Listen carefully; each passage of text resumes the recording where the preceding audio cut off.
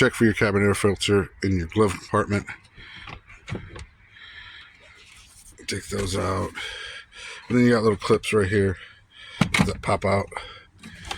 Another pop out here.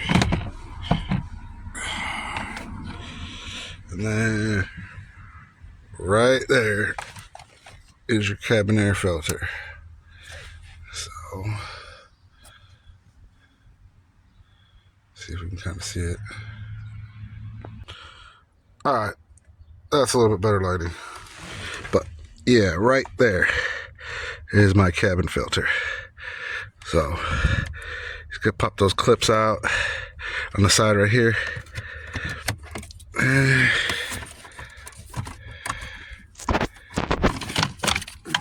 And wow, I didn't even have one. So I gotta go get one from the store. So I'll be back. All right, I went to the store, and this is the air filter that I got. So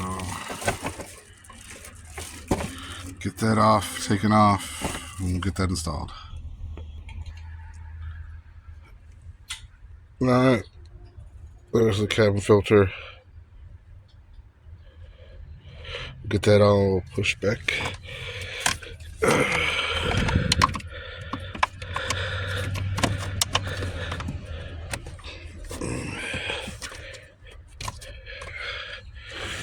All right, there we go.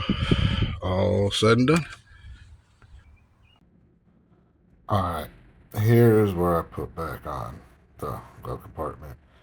I was having a little bit of issues, as you can see, putting it back on. I had to set it back on the indentations, and then these little side clips were kind of hard to put on, but there's a little clip that's attached to a pulley, as you can see where my thumb was, that helps pull your glove compartment back in. So I had to get that organized. Then once I got that put back on, everything went good. Okay.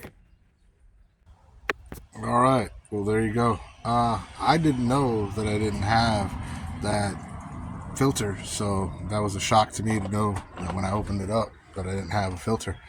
So, but I'm glad that I got it taken care of. I'm glad that it's there now, and hopefully I'll have a better smelling inside. But yeah, I got the K&N filter, so it'll give me a lifetime cabin air filter so I can wash it.